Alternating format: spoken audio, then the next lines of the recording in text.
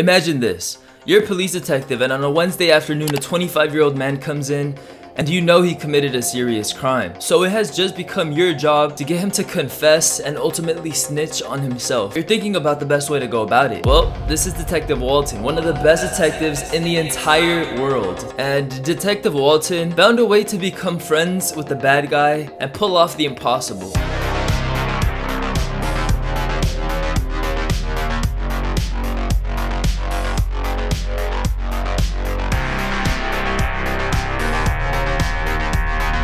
And this is that story. This is 58-year-old Tony Mosby, a postal delivery truck driver who was working late one night taking mail from one distribution center to another, when out of nowhere, his delivery truck was shot multiple times. The bullets were randomly scattered, but one of the bullets went straight through the window, hitting Mr. Mosby in the face. This was not a pretty sight. After a little bit, a man stopped to check out why the truck was stopped on the highway, crashed into the freeway barrier, and he finds Mr. Mosby hunched over in a pool of his own blood. He called 911, panicked, exclaiming that he needs paramedics ASAP. This is the audio from that call. Dallas 911, this is Liz. Yes, I need paramedics and police. I'm at 30 eastbound. I need somebody here real quick. What's going on there? Someone has shot a driver. This is the Postal Service. There's a postal vehicle here. I don't know if he's still breathing, but there's a gunshot through the front windshield. Now, just moments ago, postal inspectors released the age and identity of the postal worker that was murdered this morning. He is 58-year-old Tony Mosby. Now, it's not clear if they recovered any evidence from the freeway earlier today, but as you saw in this report, there are multiple federal agencies working this case. Well, John, the big questions right now are who did this and why? Why would someone shoot a postal worker here on I-30 within view of the main post office? Well, right now, that's something that investigators are trying to figure out. By this point, the police didn't know the reason for the shooting or how many shots were fired. In fact, they cleared and closed the entire freeway for more than 4 hours. During this time period, they were investigating the shots that were visible and the shots that they couldn't see. Now, what do I mean by that? What I mean is that police officers literally lined up and walked up and down the freeway looking for bullet casings. Plus, the U.S. Postal Inspector also announced that they are offering $50,000 in reward money for information that leads to the arrest and conviction of the people responsible for Mr. Mosby's death. They're offering a $50,000 reward for information that leads to a conviction. They say tips are coming in, but they need more. Coincidentally, just 2 days later, a witness comes forward.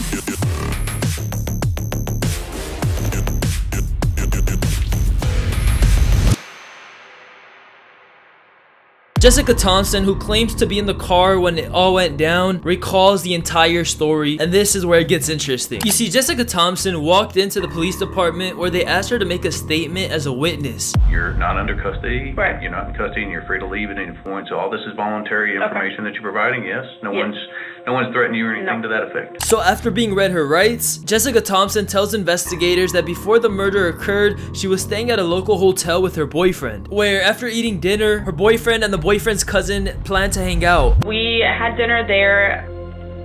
After we were done, his cousin, Donnie, actually called us to see if we wanted to go bowling or anything. We decided that we were going to go to a bar and shoot some pool. Up until this point, this was a regular night. No altercations, no hostility. But the bad was still yet to come. Anyways, I'm gonna let the audio play because the next set of events are what led to the death of Tony Mosby. What happened? We then left and went to CJ's Dillard's. We were there roughly until about 1:30. After that, we tried to go back to the hotel. Chanel was driving. Okay. Donnie was in the passenger seat. Okay. There was a U.S. postal truck in front of us. She was driving very close to this truck. She then swerved over to go around him. We passed up this U.S. postal truck. According to Donnie, the driver of that truck flipped us off. When I looked to the right, and the gun that Donnie had was sticking out to my side of the window. I had heard it go off. How many shots did you hear? Roughly about 3. And all 3 shots came from the gun that you saw Donnie hold? Correct.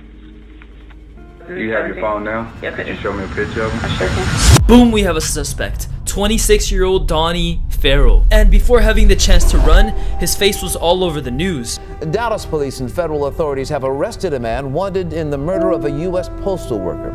They say there was no real motive except the suspect claims the victim made a hand gesture he didn't like. So not too long after, he turned himself in. Keep in mind, by the time he turned himself in, police had no doubt in their minds that Donnie was the one that pulled the trigger. I mean, they had witnesses that came forward and basically told detectives, yes, I was there and I saw Donnie do it. Other than having like video proof that he was the one that pulled the trigger, that's the best case scenario for a prosecution. Plus, police raided and surrounded his house in search of the weapon or any evidence that could be used against him in court. However, Detective Walton, the guy I talked about in the beginning of the video, had one chance to interrogate him and make him snitch on himself. He knew that this wasn't going to be easy because Donnie, the suspect, could just deny everything. But the interrogation that Detective Walton conducted was a beautiful mix between psychology and policing that will quite literally blow your mind. I need to talk to you, okay? All right. You all right with that? So, what's your name, man? Donnie Farrel. Donnie, okay. Where you from? From? Yeah. Where I was born? Yeah. Los Angeles, California. I was born in West Covina, California. You from LA? Yeah, I grew up in LA. Okay, cool. As the detective is looking at him face to face for the first time, he has one job: to play it cool. He wants Donnie, the suspect, to feel comfortable so that he gets him talking, just building a relationship and building rapport. So far, an excellent job. In this case, I know you were there, okay? I know you were there, and I know really what happened, but I want to help me understand, okay, what happened, Mark.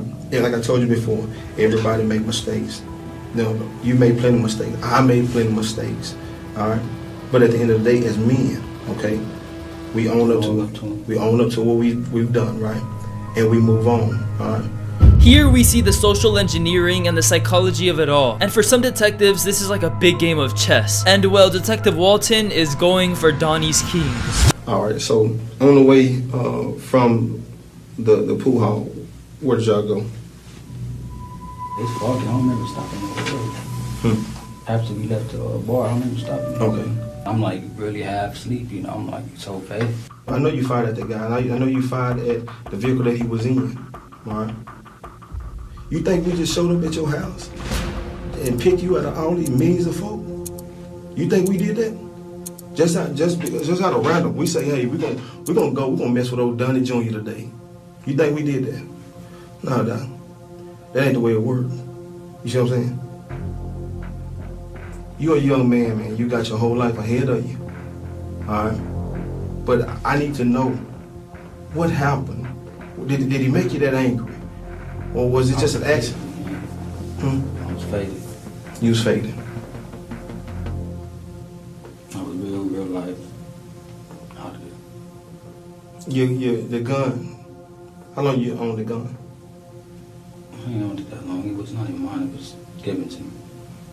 It was given to you. Who gave it to you? Some guy. Really? How? What kind of gun is it?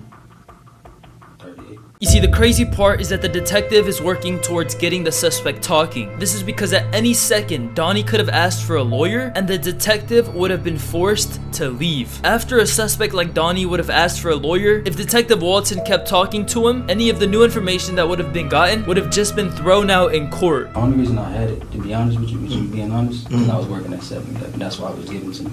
Okay. Because I was working up there. And for the past robbery, I mean, that's understandable. I mean, you got to protect yourself all the time. But we talking about this guy here.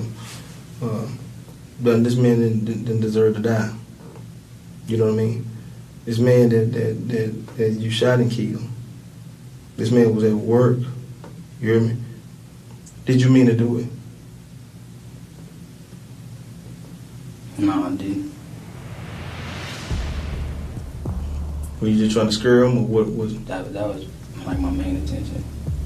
Was it just because you thought he was trying to cut you off, or what was it? No, I mean, at the same time, look, I ain't trying to make no excuses. You know, I did what I did. Yeah. Gotta face the consequences. But I was intoxicated. Like I said, I was so faded, man. Like my eyes was barely open. Okay. And he gave you the finger? And that pissed you off. And that's why you shot. Donnie Farrel has just given an admission of guilt. Straight up just said, yeah, I did it. Now, what I wonder is, if there was another detective doing these interrogations, would Donnie Farrel have admitted to these crimes? I don't know, but let's listen. So like, where is this tape gonna be showed at court? No, it's about, yeah. I mean, this is all a part of the investigation. You see what I'm saying? Yeah, well, yeah, I did like that. I'm gonna be honest with you, boss. Had it been somebody else, I wouldn't even have told them. Yeah, I'm gonna be honest with you. You're gonna be charged with murder tonight. Okay. Well, let me ask you this straight up, man. Like, you tell me I'm young. I got my whole life ahead of me. I made this mistake. How long you think they gonna give me? You know, I don't know. I don't make those decisions. I'm not gonna lie to you. What kind of murder is it? It's murder. It's murder? Yeah. I want to say this was a crazy case to cover through and through. I mean, the detective did an amazing job. Donnie Farrel, the suspect, truly seemed sorry about the whole situation. 19 months after the murder of Tony Mosby, Donnie Farrel was sentenced to 30 years in federal prison and will be eligible for parole in 2043. And if you enjoyed, please send this to your mom, your friend, your uncle, because they'd probably enjoy it too. I had a lot of fun making this video. Have a great rest of your day.